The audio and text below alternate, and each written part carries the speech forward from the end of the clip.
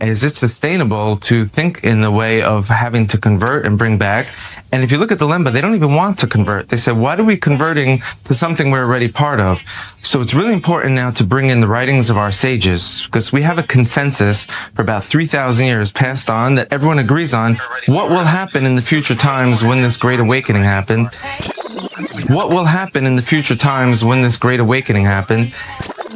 What will happen in the future times when this great awakening happens? The point being, around the world, this prophecy started unfolding before our eyes. The awakening and the return of Israel. It's the awakening and the return of Israel. The awakening and the return of Israel. Because it says in the days of Messiah, so now we go through the prophets here, and we get to the book of Ezekiel in 36 and 37, the dead bones of Israel come back to life. And in 36 and 37, it says, in the days the Messiah returns, both sticks, Judah and Ephraim, are joined in his hand. So then we get to the New Testament, and it talks about the Jews and the Gentiles, but those Gentiles were returning Israel.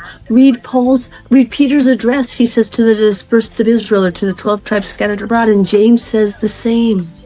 So this story of the Bible, guys, there was no change of the law at the middle day. It was a continuation of the story of restoration.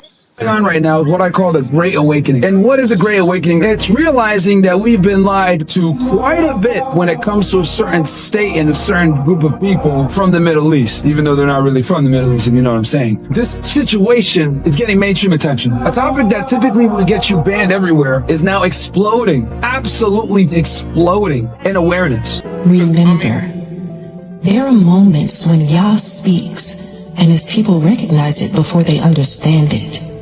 Not with words, but with stillness, with pause, with something staring deep within. Awakening is no longer enough. You can see clearly, you can discern truth, you can recognize what is not aligned, but something deeper is required. Remembering. Remembering is not passive, it is active. Not remembering information, but actively remembering identity. Actively remembering who you are and who you belong to. Zechariah 10:9. Though I have scattered them among the nations, yet in far off places they will remember me. They and their children will survive and return home together. Scripture tells us there would come a time when his people would remember him while still scattered. Not gathered yet, not restored yet, but remembering. Across lands, across languages, across generations. Some in quiet places, some in far countries, some with nothing but a flicker of light and a stirring they cannot explain. This is not coincidence. This is covenant. Jeremiah 31:3. Yahweh appeared of old, saying, I have loved you with an everlasting love. Therefore, with loving kindness I have drawn you. Remembering is not nostalgia. It is prophecy. Because remembrance is the first movement of return. Before the feet move, before the journey begins. Yah said we would remember him, and he has always remembered us. What we are witnessing in this hour is not coincidence, it is recognition and remembering. The scattered are remembering, and restoration has already begun. For those with eyes to see and ears to hear, remember.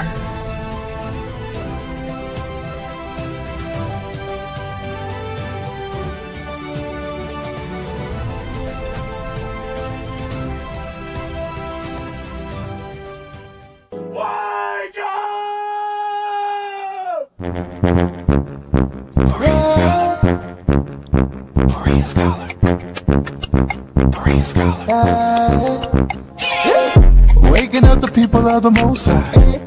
Got the knowledge to destroy the lies. DNA history, open eyes. Walk into the darkness and turn on the lights. Wake up, wake up, wake up, wake up, wake up, wake up, wake up, wake up, wake up, wake hello, welcome, Berean scholars. Thank you for joining us once again.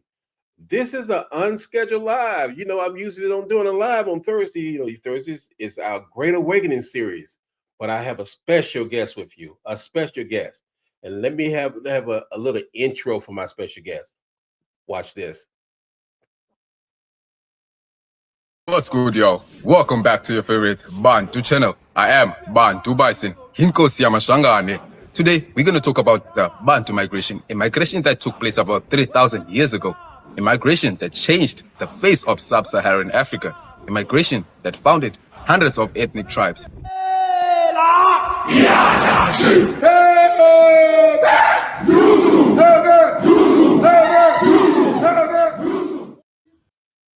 All right. And no, our guest today is no other than Bantu Bison. Bantu Bison, how you doing, brother? Greetings, everyone who's watching. I am Bantu Bison, straight from South Africa, and I am honored to join you guys today. Brother from across the way, from our motherland. Brother, I saw your documentary because I was doing some research and it came up in my feed and I watched it and in fact, I've watched it 6 times already. So, but some of your information you brought up, I noticed you did some good research and everything, but let our friends and our people who are coming online, let me see people coming up now already in the chat.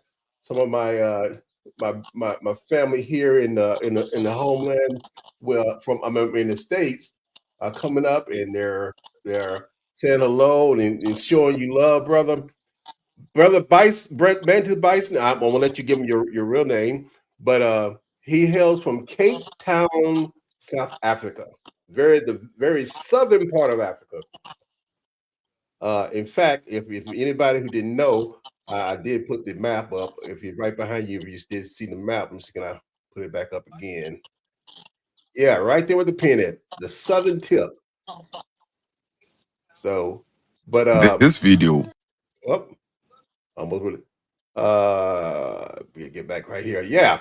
So we got a lot to get into. We're gonna instead of making you go over it again, we're gonna go through your documentary. It's only 30 minutes, and we're gonna let you narrate it. We'll stop and ask questions because here in the States we have a lot of people awakening. We've interviewed people across the pond. I think I shared one of those testimony with you from Manchester. The people are in we've contact from Ghana, Jamaica, people are all over who are awakening to who they are. And your piece on the migration of the Bantu people is a group of people who are grouped together from linguistic studies. But your document is pointing more than linguistic study. Am I right? Yes, sir. And we're going to get into that today. So do you want to please first welcome yourself, tell a little bit about yourself before we start the video? Should I introduce myself? Yeah, go ahead. Tell a little bit about yourself before we get into the video. Greetings, my people in the diaspora. And again, I am Bantu Bison, the king of the Shangaan. Not actual king, but, you know, I set myself as a king. Yeah, I'm just a young content creator in the truth. And for about 4 years, I've been learning on who we are. And yeah, I'm very interested in content like this and reuniting my people, you know. Yeah. And I'm glad you're doing content like this because it takes all of us in every part of the diaspora to highlight it so our people can see who we are. Well, according to the book of Barak, it said that we will wake up in the lands of our land that was not our own, and we all are right now waking up. I think Barak 2 verses 31 verses 31 to 32 about we'll wake up from their stupor, and we've been placed in from being dispersed throughout the world, and now we're doing that. And people like you are fulfilling that prophecy. So let's get into that. Let's get into the video, and I hope people find this stuff, guys. If you're here, please. This is a real important one. Please share this hit the like button. If you got the hype button on your phone, wherever, use the hype button for people to see this. So this is going to be a very important information. You don't have seen this information before. It's going to be some good information because you did a great job on this. So let's get into it, brother. And the origins of the Bantu, the diversity of the Bantu world, and how connected the Bantu people are. But first, let's look at the term Bantu. Why are we referred to as Bantu? Is everyone in Africa a Bantu? Are Bantus also genetically related as much as they are linguistically related? In order to understand this video, let's take a closer look at a controversial topic that will sound like segregation. Let's take a closer look at races outside of Africa. This is an Arab. This is a Chinese. This is a German. They all have pale faces, but they are not the same. Let us return back to the world of Africa. We are all black in Africa, but we are not the same. Let's look at the major races of Africa. The Nilotes. The Nilotic people are a unique people, a people referred to as the giants of Africa. A people with beautiful, rich melanin, a race that remembers their true identity as ancient Egyptians. The term Nilotic or Nilote is a word derived from the word Nile, as they settled on the Nile River for thousands of years. The Nilotic race are a direct descendant of the biblical grandson of Noah, Mizraim. Mizraim and his descendants settled on the Bruce of Egypt after the destruction of the Tower of Babel. This is a clear proof that the Nilotes are the true Egyptians. The Nilotic people can be found in South Sudan, Chad, Kenya, and Uganda. The Kushites. The Kushites are one of the most unique races in Africa too. They have their own unique phenotypical features that are distinct from the Nilotic peoples. The Cushitic phenotype varies by region, but common features are often described in anthropology include the skin tone ranges from light brown to deep brown. The hair, usually tightly curled to wavy, sometimes fine textured. Their facial structure, narrow to medium noses, high to straight nasal bridges, defined cheekbones, long or oval face shapes. And last but not least, the Bantu people. Many people do not wish to be referred to as Bantu, as they say it's a colonial term used to segregate Africans. But really, why are we referred to as Bantu? The plural of people in the Bantu languages are nearly identical in Central Africa, Eastern, and Southern of Africa. For example, Abantu, Abantu, Abantu, Bato, Bato, Vanu, Antu, Vanu, Abantu, Abantu, Andu, Abandu, Abantu, Bato, Bantu, Bantu, Bato, Bato, Bantu, Bantu, Bantu. What race do the Bantu people fall under? Both the Nilotic and the Cushitic race have their own ethnicities that fall under them. For instance, under the Nilotic race, we find ethnicities like the Dinka, the Nuer, the Mundari, and the Maasai. Under the Cushitic race, we find ethnicities like the Somali, the Oromo, the Afar, and the Beja. So, what race do the Bantu people fall under? The meaning of the word Negroid. A member of a race perceptibly sharing Negro or displaying Negroid traits, especially a Bantu. That means Bantus are Negroes and Negroes are Bantus, and Negroes have their own physical phenotypical features that are distinct from the Nilote and the Cushitic people. Are we more than a language family? If an individual from South Africa speaks an identical language to someone from Central Africa, it means their ancestors were once in contact. And that brings us to a conclusion that there was a migration. There's a nation in Southern Africa that are genetically related to the Bantu, but their migration happened about 2,000 years ago. The Lemba tribe. According to the Lemba, they left Jerusalem and settled in Yemen and built a city called Senna. When wars broke out in Senna, they crossed the sea and entered Africa through Ethiopia and built Senna II in Tanzania. And they started. All right, I'm going to stop you here, and this is my first. We're going to interject right here. You trace the Lemba tribe as one of the, in which they are one of the major groups in the Bantu people, Bantu speaking languages. I love the way you connected it with more than just language.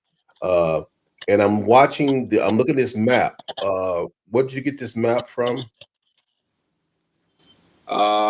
They have a site of their own where they showed the map of how their migration took place. So I just edited the map so it could look much more better.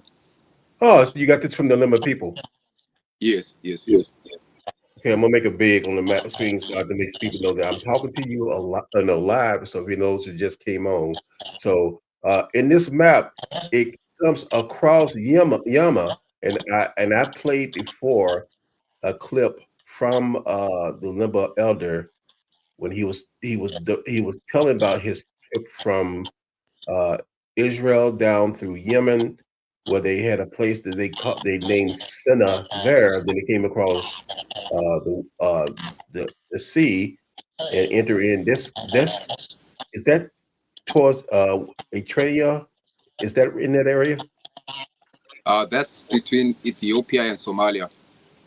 Okay, and Somalia right in his area. Okay, and they're coming in. There's another Sina 2 is in this area, right? Yes.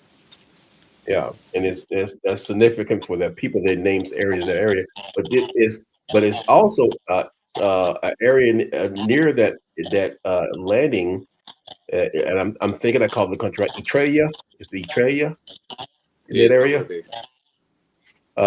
and there's known to be people there who are Bantu speaking. Am I correct?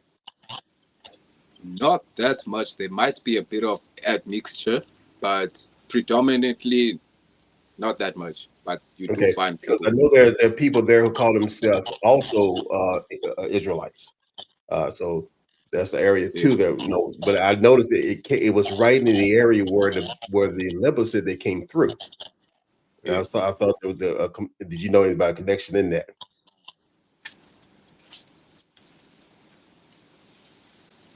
But also, I love the way you also did a work on the phenotypes. See, yes, phenotypes. From the going back to the Nilotic to the Kush, and the reason I mentioned that is because some of us have seen if you have an opportunity to watch, and he's one of my guests I've had too, the King's Monologue. He does great content on Egyptian artifact and how some people try to debunk the Black origin of the ancient Egyptian by their hair type. And in one of your phenotype, you showed the hair type. They'll try to I'm trying to get to it. You showed the hair type, which they were trying to say, well, this could not be African. But you got to understand, we have such a broad stretch of genetic variance in our genes that you have all types of hair type. And in fact, your picture showed the exact hair type of the mummy they tried to debunk being African. And the picture you have was the exact match of that mummy. I'm gonna wait till I get to it. I'm gonna stop it. Because that hair type matches, and I can't remember the name right there. The smooth, wavy, and his hair type was a little reddish, and that happens too also from the sun. Yeah, but so I'm glad you did that with the phenotype. So I'm gonna go back where we were, and we'll come back. Any more comments you want to add into this while we're going? Not really. Unless you want to ask some questions, then I might try to answer with some honesty. Okay, thank you. Let's continue. Called Sena. When wars broke out in Sena, they crossed the sea and entered Africa through Ethiopia and built Sena 2 in Tanzania. And they started to make their slow migration southwards. They entered Malawi, all the way down to Zimbabwe and Mozambique. In the old map of Israel, you find a small little town called Lemba. So it is assumed that the start of the journey was from that little place. And then they went to a place called Sena, which was in a place called Saba, now called Yemen. Saba was the maritime superpower at that particular time. Every destination you wanted to go, you had to pass through Saba. And they had lots of merchant ships that went all over the world. And then we came to the East Coast, essentially for trade. around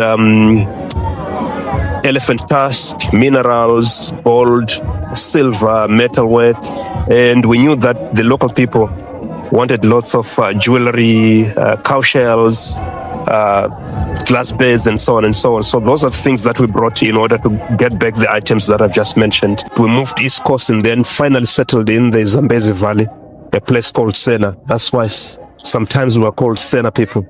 Although in earnest, you'll find people who are called Sena in Mozambique and also in parts of Zambia who are Tonga, who are not Lemba, because they're also residents of that particular city called Sena. And from there, they moved into different groups, streams, some going down South Africa, others going to Gokomere and then Great Zimbabwe. According to the white mainstream media, the Bantu migration was a migration of Africans migrating southwards after they discovered agriculture, ironworking, and land. Well, that is half the story, but not the full truth.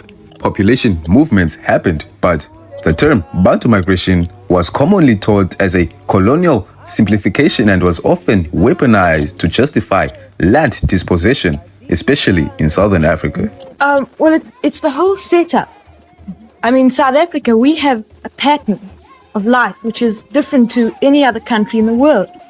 Because you have the white population, and which came to the country in 1652, and they are much more highly developed, coming from Europe with a European background and traditions. And they have developed the country and have developed a highly civilized community. Whereas the Negro, the Bantu as we call them in Africa, in South Africa, is primitive, on a very primitive level. And the barrier in South Africa isn't so much color as civilization and economically. Well, I won't say that we're naturally, because we're a different ethnical group, we're not African in the sense that the Negroes and other groups have actually originated in Africa. But I consider South Africa my homeland and my fatherland, and I always will. And there is a misconception that exists. Most people think that the white settlers came to South Africa and took the land from people who were... Oh, no, it is not, and I'll prove it to you. Who came to South Africa and took it away, as the white came here to America and took it away from the indigenous occupants. In 1652, when the first white settlers arrived at the Cape, the Bantu, as they are now known, the Negroes in South Africa, were still coming down from equatorial Africa, migrating. And it's a fact that they had not yet entered what is now known as South Africa, the borders of South Africa. The only indigenous occupants in Africa, South Africa at that time, were the Bushmen. And they were exterminated by the Bantu coming down. Excuse me, Susan, on that point, I think you've read your history upside down. How come? Yes, you see, the exact thing that happened was that these Dutch men, I think they were Dutch men, they haven't got a place in their homeland. Oh, not no, a means of living. I can just Let me finish. All right, and then I can prove you how wrong your historical facts are. Oh, no, you know, your history is South African history. Mine is a bipartisan history. Well, this man came without any means of livelihood in their own country, with the economic background, without any meaning at all. They came to South Africa. And the real fact is that as they came and there was an influx of these Dutch people from their unwanted homes, as there was an influx, the Bantus tended to pushing the Bantus up into the country till came the Zulu War, in which the Zulus were finally defeated in the most bitter and agonizing struggle they had against these Africans, you call them. Yes. It so happened that these penniless whites, as you call them, didn't come out because they didn't have homes or because of any kind of persecution. They were sent out as officials of the Dutch East India Company to establish a refreshment station for ships passing around the bottom of the Cape. Just as the Dutch settlers were sent out to America by the Dutch West India Company to settle and to make a refreshment station here. Now, I think if you had to turn around to those Dutch settlers who came out and said that they came out because they were penniless, they'd be just as indignant as I am. And as you say that the white settlers came and pushed the Bantu back, Yes.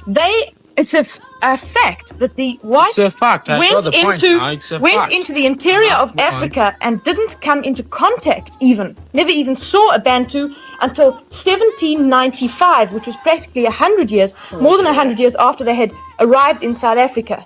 How did you have the Zulu War? What brought it about? The Zulus had already, by the time, I think you must have a look at them.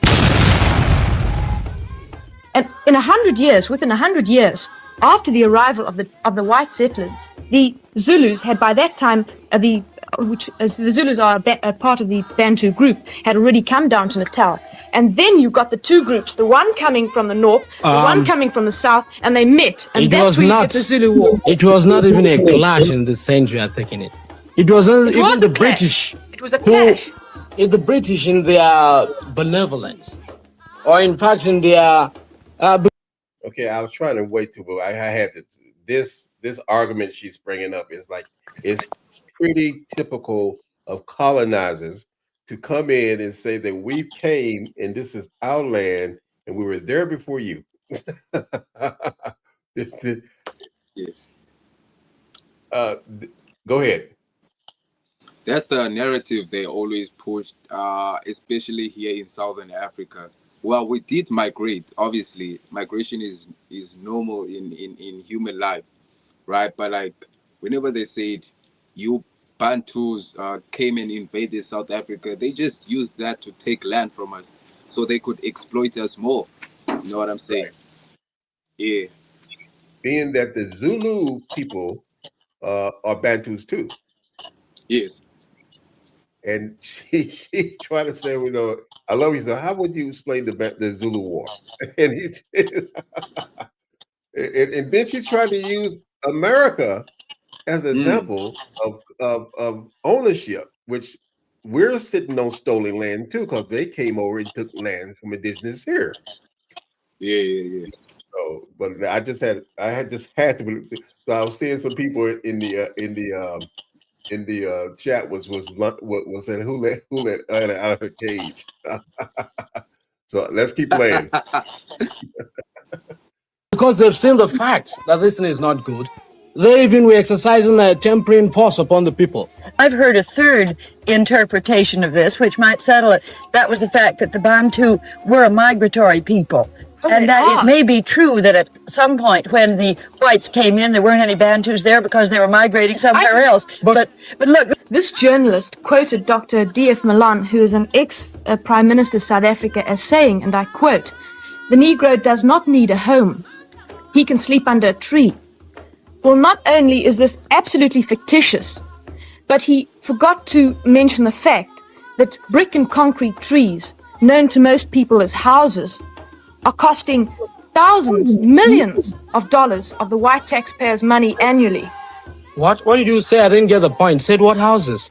Well, you see, this journalist said that Dr. Yes, Malan, I got that point. You say what houses costing the government millions of dollars? What houses? Concrete and brick and cement houses for the Bantu people. But these are the Bantus that are working for you in the factories. How did you get the money? They got the money, they mined the gold, got the gold, and you sold the gold outside. You got the money and you say the money is yours. If you say the Bantu in South Africa are oppressed, how do you account for this fact? That every year, regularly, hundreds of thousands of Bantu and Negroes from other territories adjoining South Africa, such as Portuguese, East Africa, etc., are invading our country illegally in spite of the law. We've gone. Are they coming for oppression? They know what goes on in South Africa, and they come back year and year again. Those who have worked in South Africa and have been sent back, come back. Are they coming back to seek oppression? This does not answer what I'm driving at. The Africans have the land. They were there they before do not you. have the land, and they mine the gold. well, as I told you before, we have also our own prejudices against the African Negroes. We consider them as inferior. We have, of course, our own reasons for saying so. Let us come now to that basic issue of racial segregation. I hear this honorable gentleman is from Ethiopia. I think it's high time Ethiopians come to the side where exactly they are. I usually wonder, are you Negroes? You are not Negroes. You say you are not Negroes. Are you whites? You're not white. What are you? Well, I told you the answer. We're not Negro. We are one of the lost tribes of Israel. It's just because our faces are burned Yes, that we look like I brought the point you are lost. I think that makes a conclusive answer. According to the Zondervan Bible Dictionary, Ham became the progenitor of the darker races, but not the Negroes, meaning Negroes or Bantus are a Shemitic people. And from the lineage of Shem, we get Abraham, Isaac, and his 12 sons. Migration is a normal pattern in human life. In South Africa, there's a tribe called Amahlubi. The Hlubi belong to the Embo Kingdom. The Embo Kingdom can be traced back to the Congo. Historically, is that we are Bantu people, we originate from the Congo. Anybody who's in, I'm gonna stop here because I saw people was putting up their lineages that they saw and heard. If your lineage come up here, please put it in the chat. We'll put it up, so we'll talk about it later on. But if you see anything, for those you have done your DNA test, please recognize it. And in fact, if you're watching this afterwards, drop it in the comments. It was not by default. So everything started the Bantu migration or the Bantu people came from the Congo. You can say you are better off because we are being brainwashed. You are being made black British or black French or whatever you want to call yourself. But the fact remains is that you are a person who comes from the Congo. You like it or not. And I'm emphasizing that you can have more money because you have sold your soul, but you come from the Congo, you like it or not. That's where we come from, all of us, as the Bantu. So as we're migrating down, because we were looking for food, we're looking for greener pastures, we were hunting. Before we settled in Congo, we came from somewhere else, from northeast of Africa, a land that was later divided by men. The creation of the Suez Canal was to divide the land of Israel from Africa. Israel rests on the tectonic plate of Africa. Many people say Bantus came from Egypt, but the truth is we did not come from Egypt. We passed through Egypt. Egypt was a corridor, not a homeland. This is what we consider to be Northeast Africa. We are sitting on the African tectonic plate. There are African species of birds and animals and plants that you'll find all throughout this region. Why I took you here is that I want to show you that the country called Israel is sitting on the African tectonic plate. It's like all continents are sitting on a plate, okay? Mm-hmm. And these plates, sometimes they slide in, and they rub one another. And what happens, that's what happens when earthquakes happen. The plates begin to slide among one another. And if you get a crack in one of the plate, magma will come up, like a volcano. Mm-hmm. A magma would come up and it will cause, great devastation because of the volcano, but it's because of the shifting of these tectonic plates. Without question, we are in Northeast Africa. We are landlocked to Egypt, with the exception of the Suez Canal, which was a man-made ditch, a boundary now between, in fact, it's not even really a boundary anymore since Egypt has reclaimed the Sinai Peninsula. But nevertheless, even those of us who are Pan-Africanists in our thinking and Afrocentric, we forget and we leave off that portion of Northeast Africa and don't want to claim anything beyond that. Of course, Afrocentrists are still fighting tooth and nail for Egypt to be included as a part of Africa, because most Egyptologists and anthropologists, archaeologists of the Eurocentric persuasion will say that Egypt is in Africa. They had to concede that, but then they still draw the line by saying that they weren't Africans like that. In other words, they weren't dark-skinned people. And of course, this is all part of the Great Deception. And the reality is that if they give up Egypt, ancient Kemet, if they give that up and say that that was a part of Black Africa, then they will also have to give up Israel. And that's why they draw the line at Egypt, because if they give up Egypt, they've got to give up Israel. Now, we're going to go over here, and I'm going to show you where Israel sits on the African tectonic plate, which means that Israel is northeast Africa. Now, when we look at this map, this is the Sinai. Okay, this is the Red Sea. This is Egypt. This is the Sinai. This is Israel. All right, this is Saudi Arabia over here. Now, if you see this in Hebrew, it says Haluach Africani, the African plate. Here it is right here. Israel is sitting right here. Israel is sitting on the Haluach Africani, which means that Israel is northeast Africa. This is Africa. This is Africa. The Europeans, I mean, because we know the Europeans classify this as the Middle East. But this is Africa. This is Africa. This is north of Africa. Now they make Libya and Morocco and Tunis, they say it's North Africa.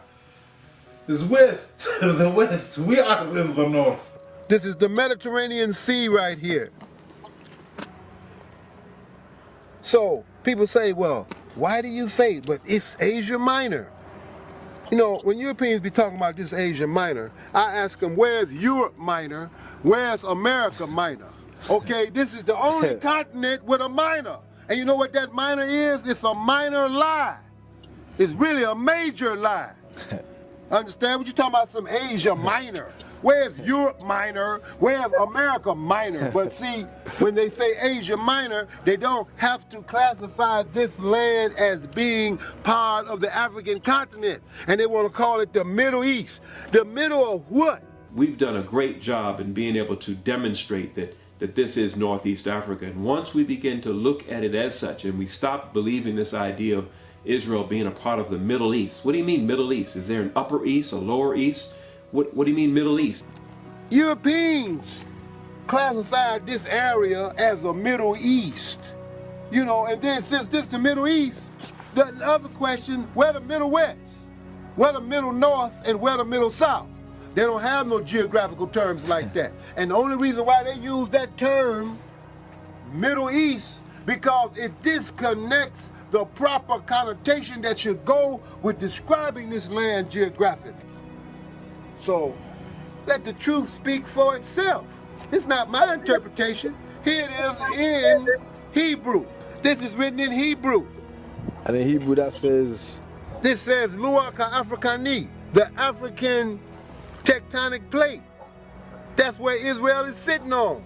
I want to say I'm sorry that my English is not so good, but I will try, you know, to explain or to teach the people who don't know that we are here in this land before maybe more in 2,000 of years in this area. In Sinai Desert, it's not far from here. It's near the Jordan-Israeli border. There is our land, my grandfather's land. So many people they don't know that the black people here in this land, it's not for the last 100 years or something like this. It's more than 1,000 of years. The original people here, it was black. I know about the history of Beni Hilal. I know about the Zir Salem history. Everybody knows this. Most of the Bedouin here, most of them they come from the Arab Gulf.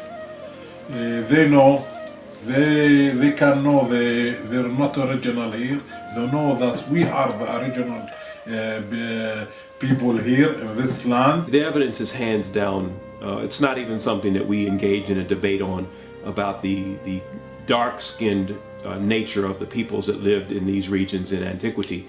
The reality is that we tend to look at this land based on what we've seen in contemporary times. And what do we see? We see fair-skinned Israelis and we see fair-skinned Arabs. They came. But me, I say I'm here. So they have to be clear if you discuss with them. Okay, they say.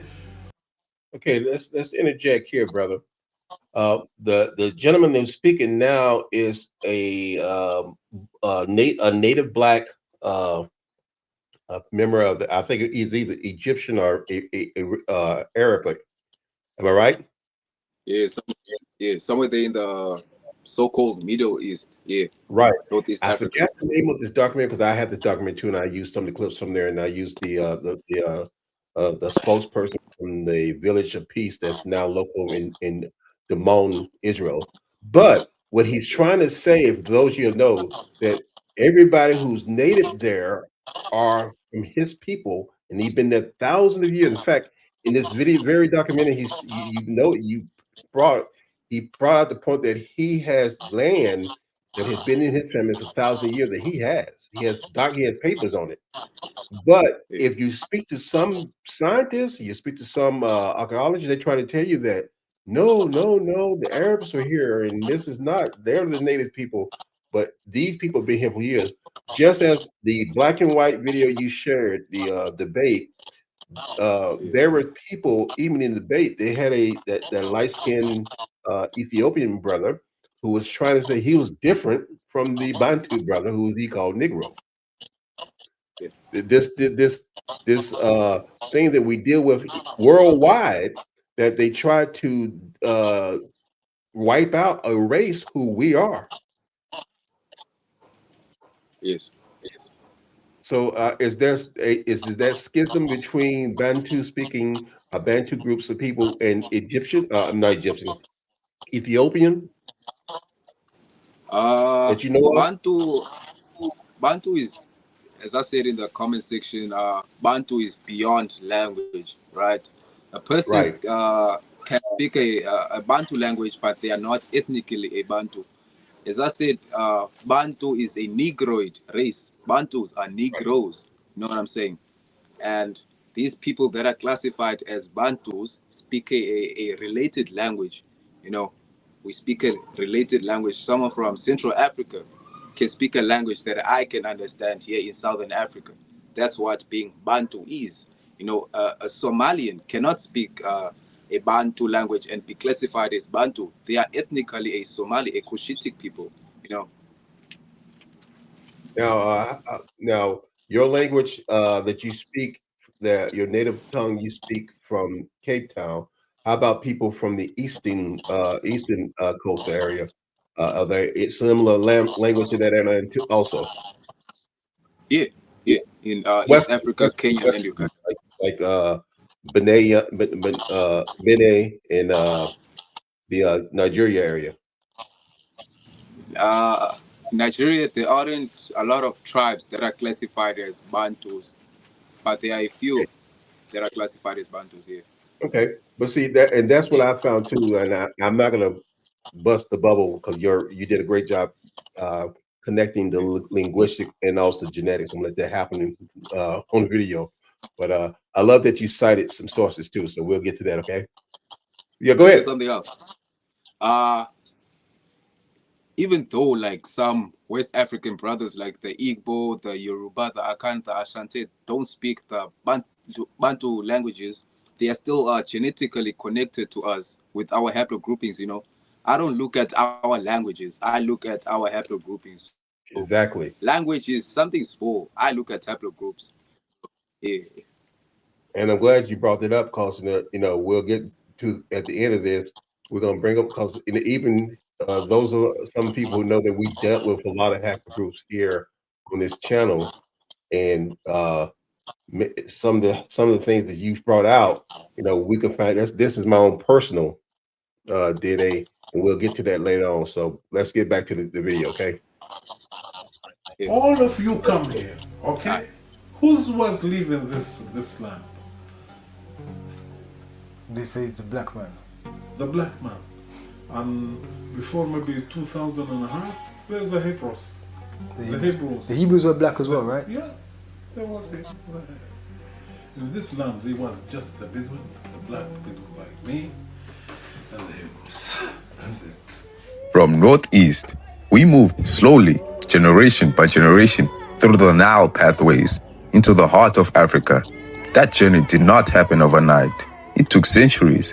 We settled in Central Africa, in what is now called the Congo. But our movement did not stop there.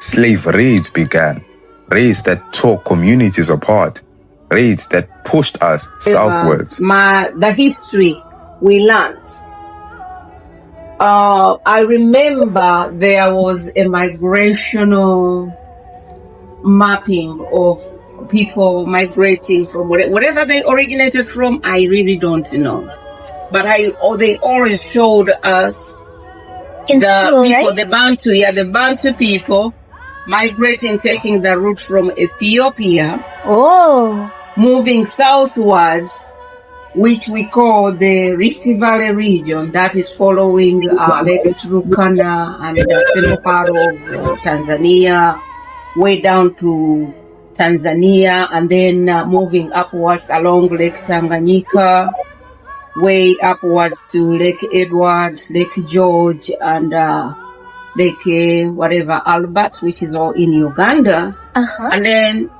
settling there. Whereas there is also another group of people that they always showed moving southwards to Lake Tanganyika, downward to south of Africa, which I would say that is another group of Bantu people, which people we would find in Malawi, Zambia, Zimbabwe, all the way there to whatever, Namibia. The Fang. The Fang people are a large Bantu ethnic tribe that are found in Central Africa, especially in Gabon, Equatorial Guinea, and Southern Cameroon. As Abantu, our origins are very common, so let's read about the origins of the Fang tribe. The Long March of the Fang. An Anthropology and History in Equatorial Africa by John Manning Cinnamon. The Fang people came from Egypt. Before they settled in Egypt, they came from Mesopotamia. This is why the Fang man is the black Jew. He possesses the same habits of the Jews. In Mesopotamia, the Fang were very imposing. All of the Fang from the Bulu, the Yowondo, and Ntumu. They fought wars until they arrived in Egypt, where they remained for a long time. From Egypt, they passed through the savannah, where they encountered another people, the Hausa. They fought wars against each other. The Fang had to continue onward until they arrived in Atomboga, a mythical tree that blocked the migration path. After they left the savannah, they entered into the forest. The name Africa to their ancestors who, due to the Arab push and aggression, had to flee with his subjects to other places. In the version of Isakugne history dictated to me in fall of 1988, he said the Nile is spoken of on Perle du Nil, Egypt, Ethiopia, and the Great Lakes. After enumerating the main Fang subgroups, Ewondo, Bulu, Ntumu, etc., he had his geographical references more alternatively. We left the Nile in the direction of southwest.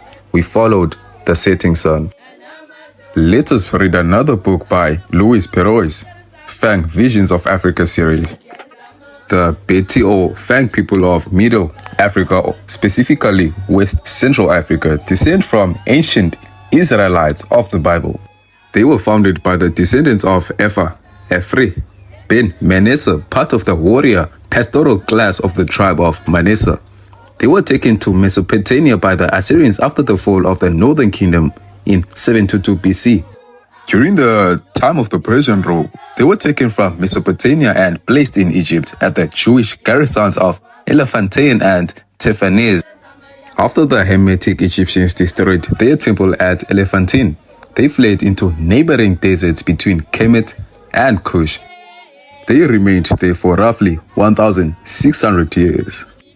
Around the 13th century, Arabs began raiding Makuria. A man named Afrikara or Ephah of Makuria led the Fang to West Africa, first settling in the Sahelian Nigeria. Around the 17th century, pressure from slave raiding by the Hausa Fulani forced them to migrate to their current locations of Cameroon, Equatorial Guinea, and Gabon. Thousands of thousands were taken captive to the Americas.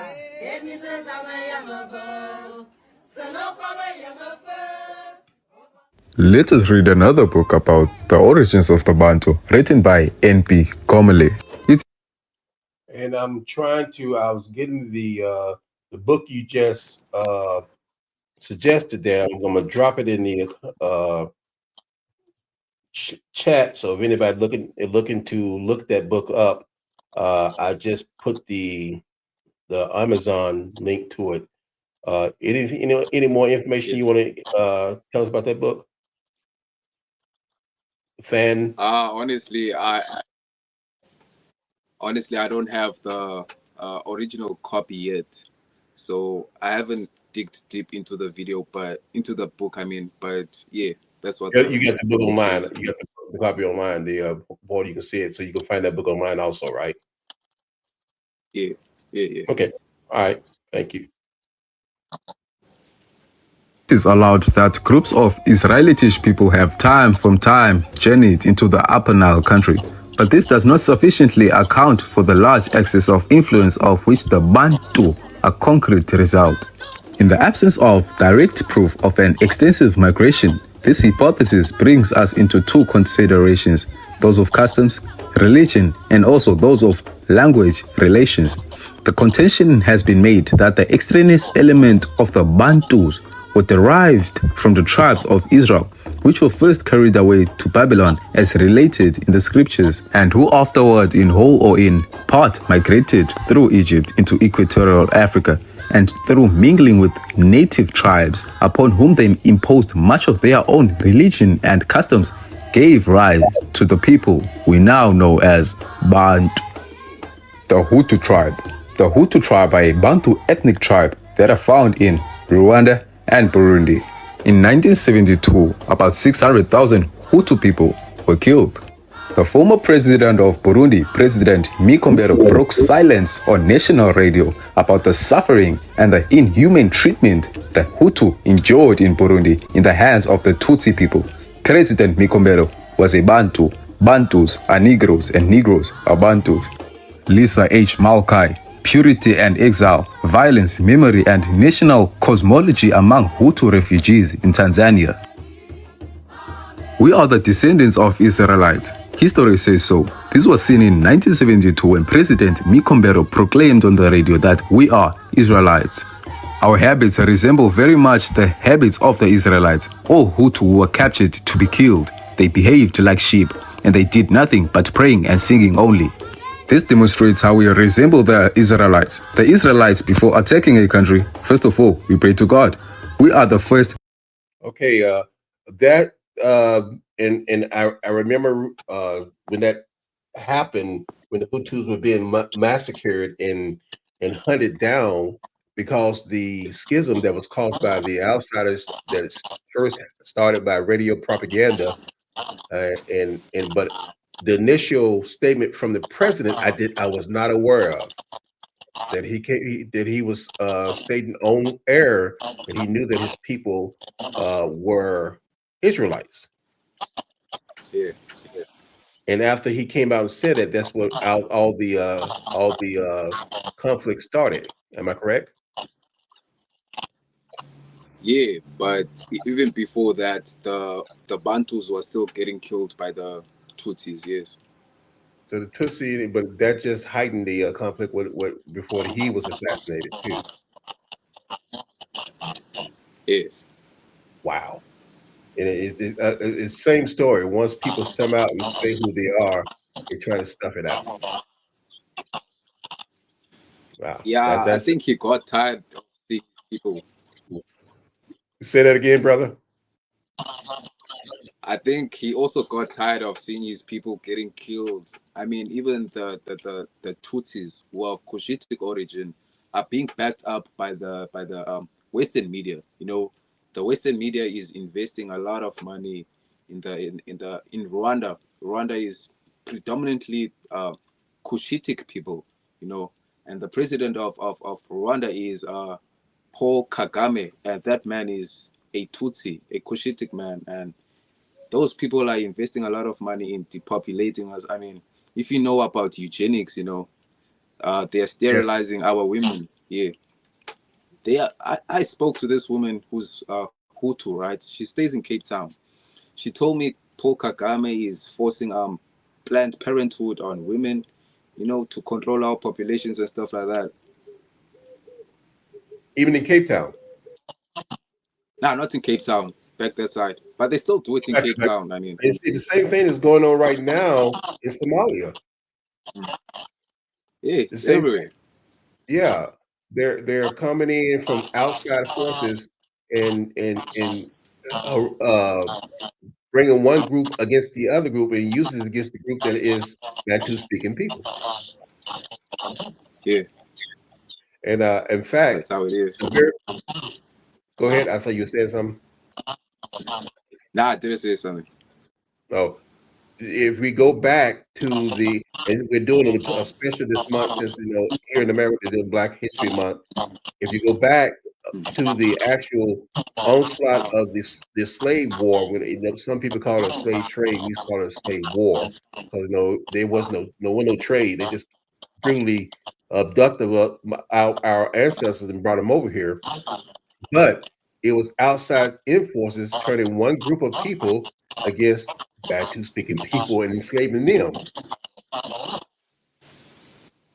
Wow.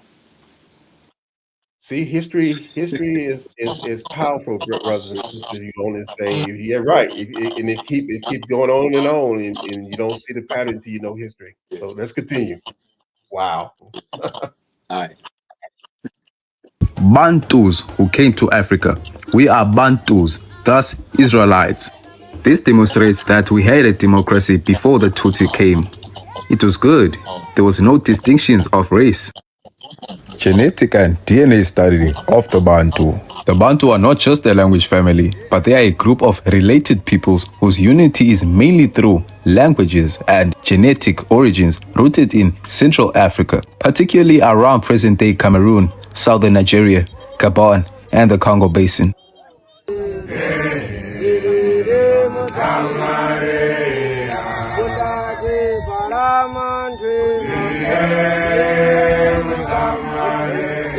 Everything that we practice are identical, but we cannot look at that only. When it comes to DNA, we can only be traced through one thing, and that is haplogroupings. A haplogroup is a genetic family line, a group of people who share a common ancient ancestor, identified through specific mutation in their DNA. In simple terms, a haplogroup shows where ancestry comes from and how it spread over time. The dominant Bantu haplogroup is haplogroup E1B1A, also known as EM2. It is strongly associated with the Bantu expansion and is found in high frequencies across Central, Eastern, and Southern of Africa. The Bantu haplotype E1B1A is also dominant amongst those in the diaspora, which are of Bantu origin, like the Caribbeans, the Brazilians, African Americans, and the Sidi people in India. I have a question for those who say Bantu is just a language. Whenever someone in sub-Saharan takes a DNA test and the results show a Bantu population, does that mean the test analyzed a language instead of their DNA? No. Bantus are genetically related. A lot of the ancestors from Haiti are from a lot of countries in West Africa, from the Congo. Oh my God. So 45% Cameroon, Congo, and Southern Bantu peoples. 35% Benin and Togo. So I'll start with mine. My largest percentage is 34% Cameroon, Congo, and Southern Bantu peoples. Hello everybody. I found out recently that I'm a descendant on my mother's side of the Gullah Geechee Nation. Anyways, I'm 97%, and with that, 59% comes from the Cameroon, Congo, and Southern Bantu region. So basically, Cameroon, Congo, that area, Equatorial Guinea, just that whole area in Central Africa is where, a huge chunk of my African DNA comes from. Okay, so now it's my turn. So, let's see what it came back as. It's true. So, 48% Kenya. So, Southern Bantu, which is more southern. So, I'm 17% between South Africa and Botswana and Eswatini. I'm really shocked about this. Is Cameroon, Congo, Western Bantu. So, 16% in that Congo Republic area. Hello guys, and this is my ancestry results video. I was born in Tanzania. Nothing really interesting about my genetic ancestry. I am 100% African, and specifically 100% Africa Southeastern Bantu. Southeastern Bantu. So as you can see, African Southeastern Bantu. Because I'm Xhosa and Xhosa people have a relationship with Khoi people, so I expected it to be more than 2%, at least like 30% Khoi. So that's what I thought I was gonna be.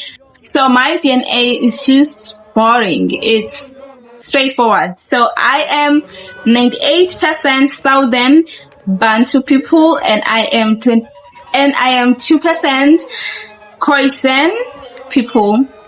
That's what I am. So I am 100% African. No other DNA, me, no Caucasian, no Asian, nothing. I'm just African girl, South African girl. In fact, I'm a South African girl, original blood. This is a clear indication that the Bantu people are not just a language family, they are genetically related. And that is how our people spread into Southern Africa. Not because we were migrating for adventure, but because we were surviving. Our story is not a story of randomness, it is a forced journey, a hidden history. Before Congo, there was Northeast Africa, and this story was never meant to be forgotten. As we are in the last days, knowledge is being revealed. Remember who you are. We are Bantu, Singabantu, Abanobuntu. If you are a Bantu and you enjoyed this video, please don't forget to subscribe, as I will uncover and share many topics about Abantu, our history, our culture, and how connected we are. I am Bantu Basin, inkosi yamashangane, wena kasoshangane nxumalo kazikote, wena zikote kagasa, wena gasa kamakweya. Ondwandwe abasekudunkomo, proudly representing amashangane. Ondwandwe abasekudunkomo, wena mdungazo nxumalo wahlasela amaPortuguese. All righty. Bantu Bison. That was awesome, brother.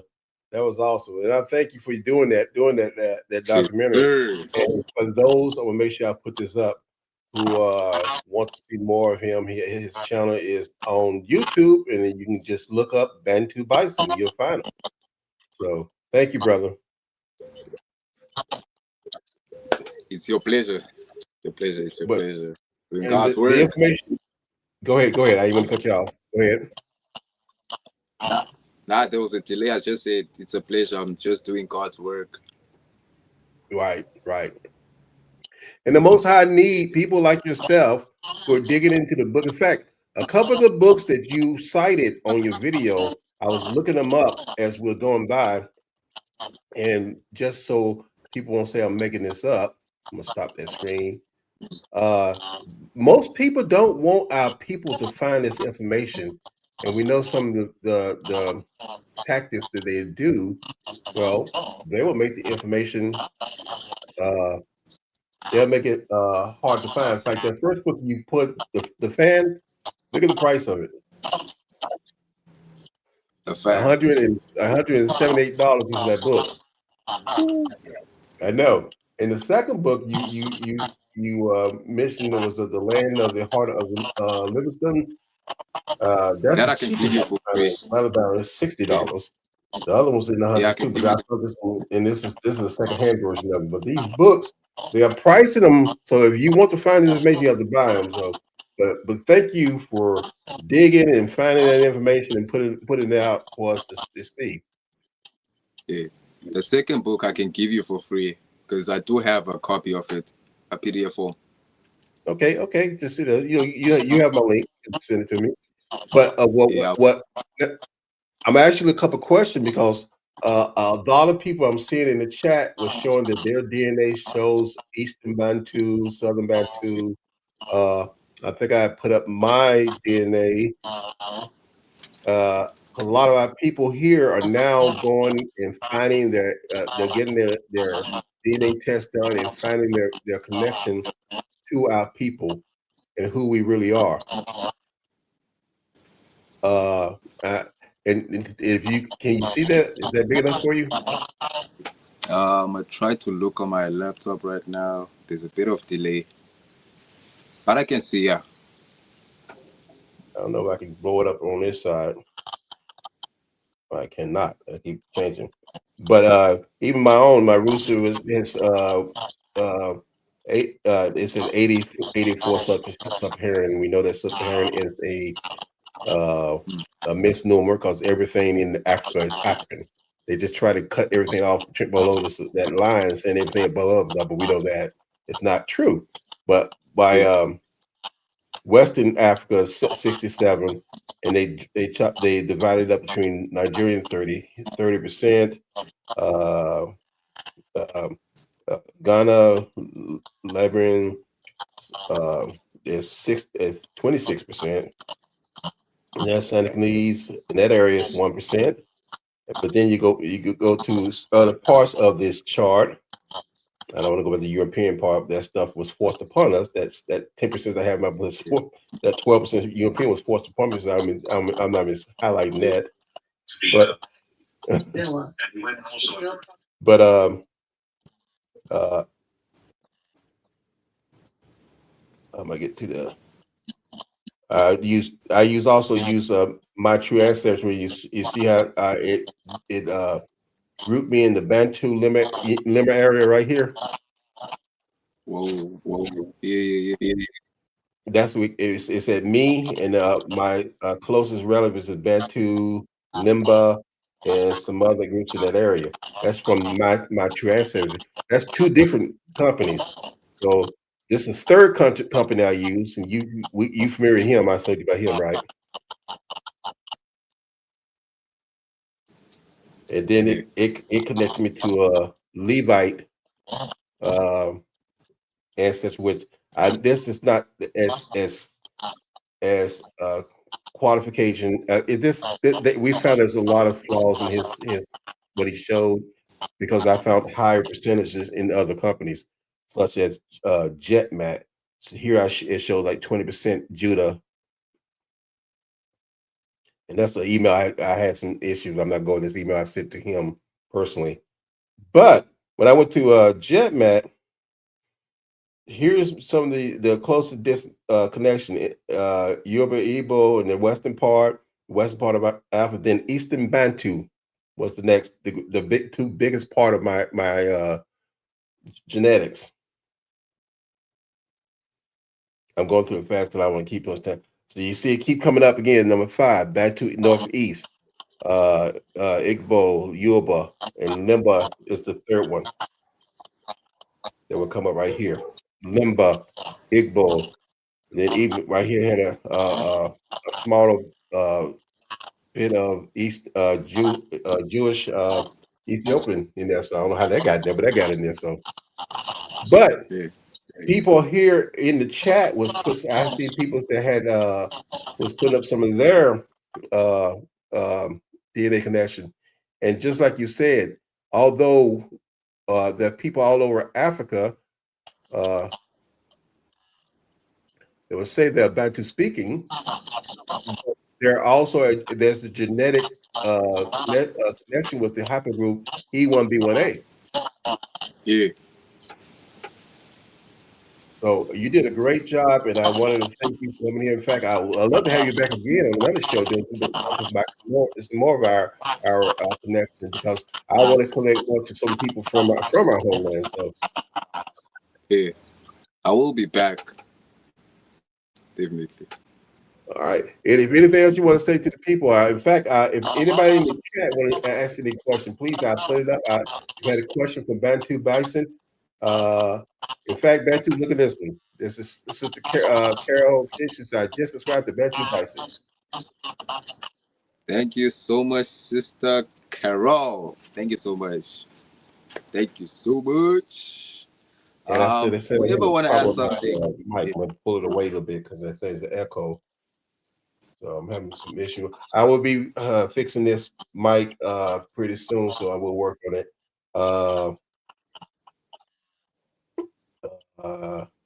Did you get more than 200 S&P from ancient DNA?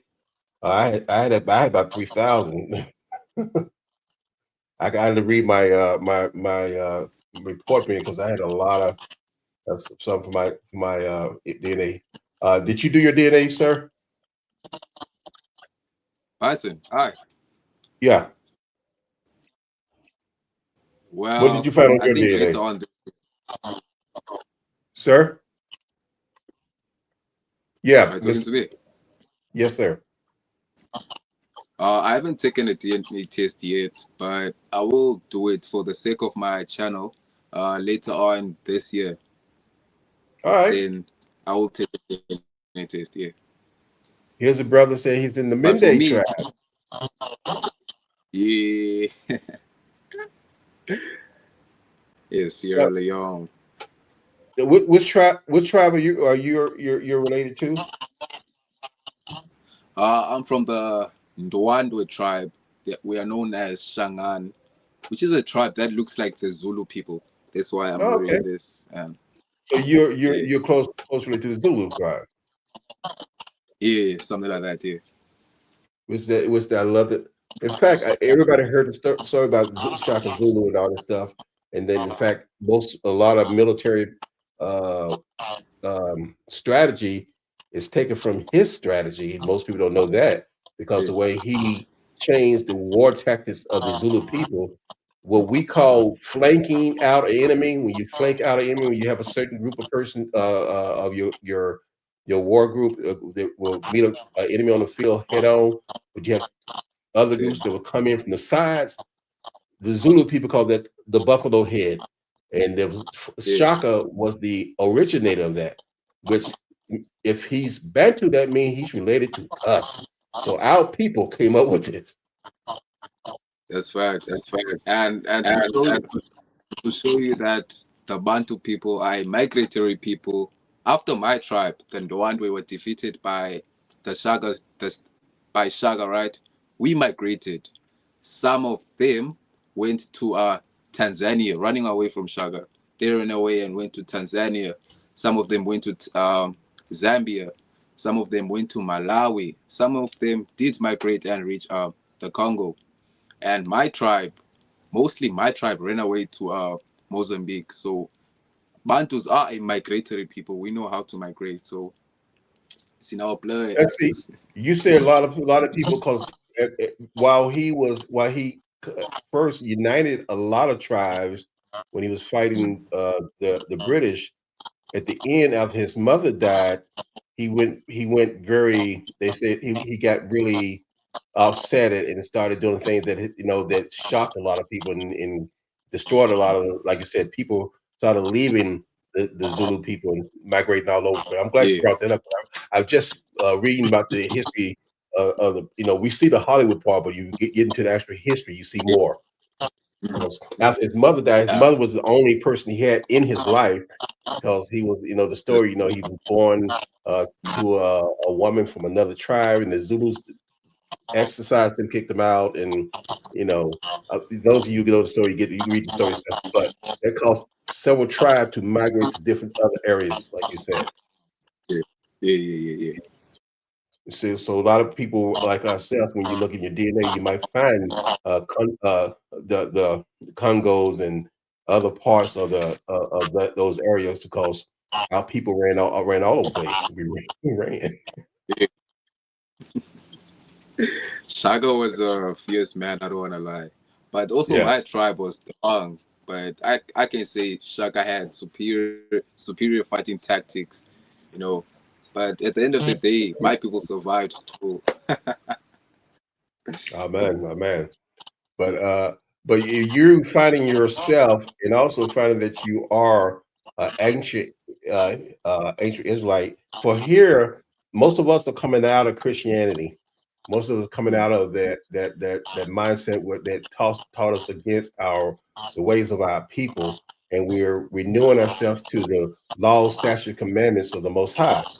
So we're picking up most of us picking up the book and falling in love again, because we see ourselves in the scriptures. So are you seeing the same revival in your area? Yeah, people like definitely. So definitely, yeah. And I know it we was got a the process. delay, so I'm gonna go ahead and let you talk. Go ahead and talk. Now, I was saying it was a process to find myself. It's quite difficult to unite the people that are classified as Bantu, because honestly, I know how ignorant my people are. whenever I post stuff like this, that we are the people of the book, they fight me. You know, I already know what I signed up for. They fight me. For you guys in the Americas, it's easy for you guys like to trace yourself. Obviously, from West Africa, you were taken from Judah land, Negro land. It's easy for you guys, you know.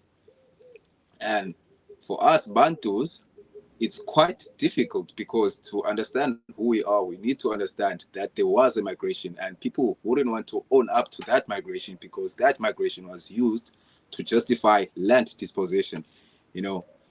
But for you guys, it's quite easy. You guys gonna pull up with Deuteronomy 28. We had chains on us. We had blah blah blah. For most of us as Abantu, we didn't get a taste of enslavement. We did in East Africa. We did. I have a new video where some people were taken from East Africa. They were taken to the Somali plantations. Another black people enslaved another black people for about 300 years, you know. And most of these Somali Bantus went to the USA, you know, for refuge. And yeah, I mean, connecting the Bantus in Africa, it's quite difficult, you know, but I mean, it takes time. I think we have a question from one of my partners. Just said, when did you come into the awakening? How did you come into the awakening? When did I how? Okay. It was in 2020 when they created that virus. That's when they created that thing. I started to research, started to read about the 2030 agenda, you know, that evil stuff. I started to dive into the conspiracy theory stuff, and I dived deep into heart chakras, all of those stuff, these new age things, you know. But that wasn't enough for me. You know, I saw there was a lot of evil in this world, but I still needed to find God. And the only way I can find God is reading the Bible. And whenever I opened the Bible, it was blue eyes, blonde hair. That's what I always knew about the Bible. Yes. Then I started researching more. Yeah, that's why I started researching more. I saw videos of Black Hebrew Israelites in the streets in America, you know, talk about we are the people, but I didn't pay too much attention to it, you know. I stepped out from the game for like 3 months. Then I started researching again. I watched Pastor Stephen Darby. He spoke about the Hebrews being black, and he spoke about the African Americans being part of the people that are lost, you know. And he didn't Stephen mention Darby. anything. Yeah, Pastor Stephen Darby, yeah. But he didn't mention anything about the Bantu people, right? Then there was this passage where he wrote, the Bantu people are Negroes. Then I started to read about the Bantu people. I started to study anthropology here in Africa, you know. I saw people in North Africa didn't look like me, right? They looked dark, some of them, their phenotypes, their traditions and everything, you know. Then I saw, cool. There are people that are classified as Abantu. Everything we do are identical. How we marry, circumcision rituals, and all of these things we practice. Our ceremonies are a reflection of what was done in the Bible. It's identical. Everything is identical. The taking of your brother's wife after he has passed away, Zulu tribe do practice that, you know. Then, yeah, this is where we are now. Man, that's wild. You around the time of the pandemic, that you came into the awakening, because a lot of people here in the States, either that there was a time that they came into the awakening. For myself, that around the same time I came into the awakening, but you said that it's difficult in Africa to get Bantu speaking people together. It's difficult in the States to wake up people here who've been told, like you said, blonde hair, blue eyes is the way.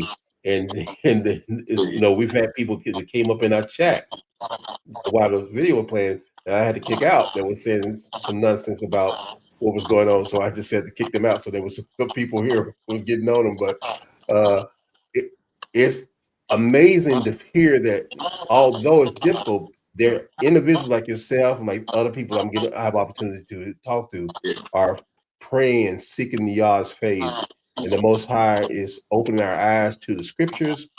They're showing us evidence like books and stuff like you researched and books and stuff I looked up and stuff. We're going in and finding our DNA and it's connecting the dots that we are the people that migrated, that was ran out from the promised land that he promised Abraham, and our people disobeyed and was punished, but now we're waking up again. So I want to thank you for coming on, and I'm trying to see if there's any more questions. If not, we're gonna thank you, and you're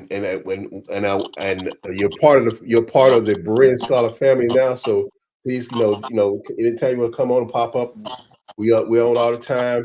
And guys, I show him some love. I give him some likes and all that stuff. But guys, thank you, Bantu Bison, for coming on. It's a pleasure. Thank you so much for having me, and thank you to the family that watched this broadcast. I appreciate it. And I know that it's a time difference, and right now we're sitting in and it's for most of us here, it's right around lunchtime, noon.